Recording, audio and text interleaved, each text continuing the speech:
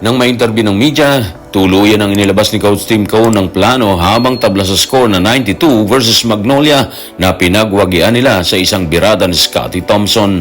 Inamin din ni Coach Tim na malaki ang ambag ni Justin Brownlee dahilan para bigyan niya ito ng kredito sa nasabing panalo at ang paliwanag ni Justin Baltasar sa pinag-uusapang panalo ng Converge laban sa Meralco. Tutukan po natin ang lahat ng yan, pero bago yan, pakisubscribe, like and share na lang muna para pareho tayong updated. Kinumpleto ni Scotty Thompson ang isang matinding paghabol sa 22 puntos na kalamangan ng Magnolia nang ibuslo nito ang isang tres dahilan para tanghalin silang panalo sa edisyon ng Manila Clasico ngayong taon. At matapos ang laban, inilabas ni Coach Tim ang totoong plano sa oras sa tablang laban sa score na 92. Narito ang kanyang pahayag.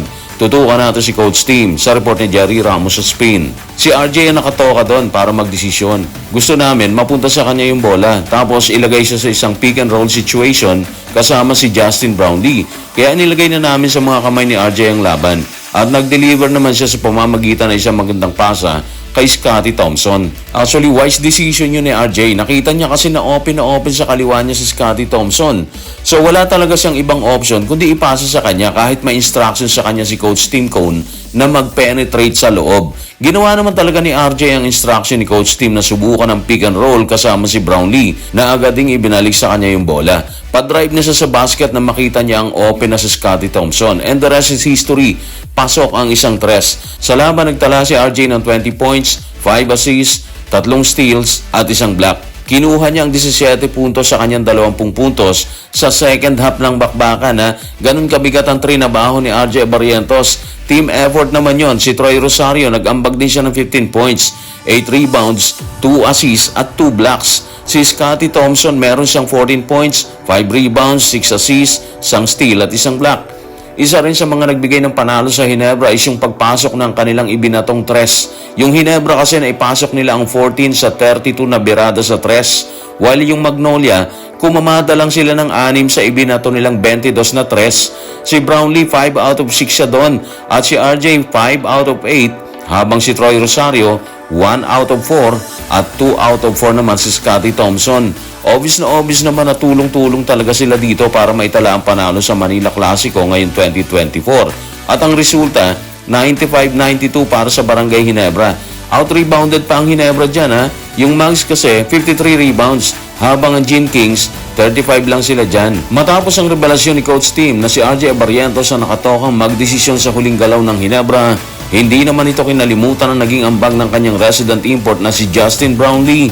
Kagad niyang binigyan ito ng kredito sa nasabing panalo habang mainit na pinag-uusapan ng birada ni Scotty Thompson mula sa assist ni RJ Barrientos. Narito ang kanyang paglalahad.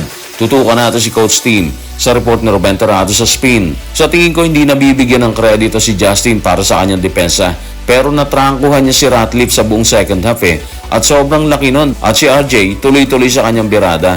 At parang mararamdaman mo talaga na nagpalit na yung momentum. Okay, nakapokus kasi kay RJ at Scotty yung spotlight di ba? Sila kasi yung huling natandaan ng fans na bumira para may panalo yung laban. Pero base kay Coach Tim, hindi pwedeng ignorin ang ambag ni Justin. Imagine, nalimitahan niya si Ricardo Ratliff sa 17 points.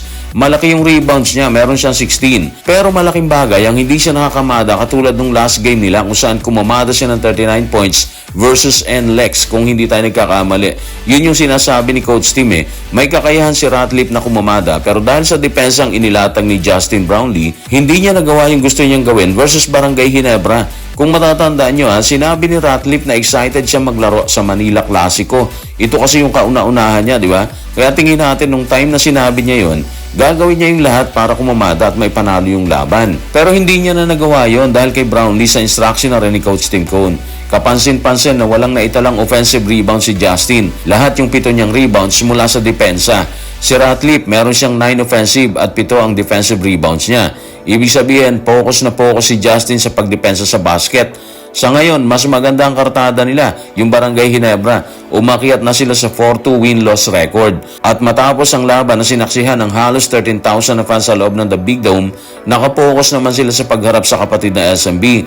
Magaganap ang nasabing laban sa January 5, 2025. Kaya asahan na natin na magiging mabigat muli ang nakatakdang laban. Bago pa nagdiwang ang Barangay Ginebra, bunga ng panalo, nauna nang nagdiwang ang kuponan ng Converge nang manalasa ang mga baguhang player nito na si Justin Baltasar at Jordan Heading.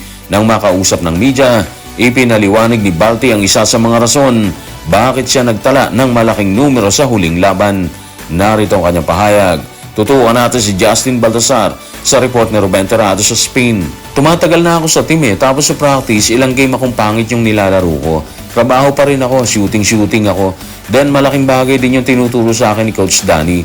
Nagpapasalamat din ako sa kanya. Sabi niya, tiwala ang mga coaches sa akin.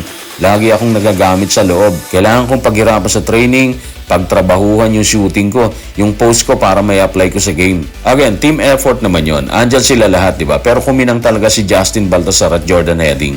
Nagtala kasi si Balti ng 16 points, 7 rebounds, 4 assists at isang steal. While si Jordan Heading, meron siyang 30 points, 6 rebounds at 8 assists. Dito pa lang talaga sa dalawa na to, grabe na eh. Sa ngayon 6-2 na sila ha, isa sa mga nangunguna sa kasalukuyang ginaganap na PBA Commissioner's Cup. At kung magtutuloy-tuloy lang silang ganyan, hindi na siguro tayo mahugulat kung isang araw makita na lang natin sila dito sa semis. Nung last conference, pinahirapan nila yung SMB sa quarterfinals eh. So hindi na talaga imposibleng makakiyat sila ngayon. At dahil andyan na si Balti, si Heading kasama si Shawnee Winston, Arana at Stockton at iba pa, mas nagiging exciting ang dating prangkisa ng Alaska, di ba? Yung credibility nila andun pa rin. Walang issue ng farm team. Nagtatrabaho talaga sila para makuha yung gusto nila. Ibig sabihin, banta talaga sila sa mga kupunan ngayon kumpara ng mga nagdaang conference. Unti-unti na rin kasi na nagja-gel sa kupunan yung mga baguhan nila, lalo na si Balti. So medyo delikado yung ibang team talaga dito. Yung tinalo nila kagabi, dating champion, yung Meralco. Nung December 21, Barangay Ginebra yung tinalo nila. Parang tingin natin, acid test na sa kanila yun eh. Pero nalampasan nila with flying colors, sabi nga nila, di ba? Kapanapanabik yung mga susunod na laban ng Converge dito.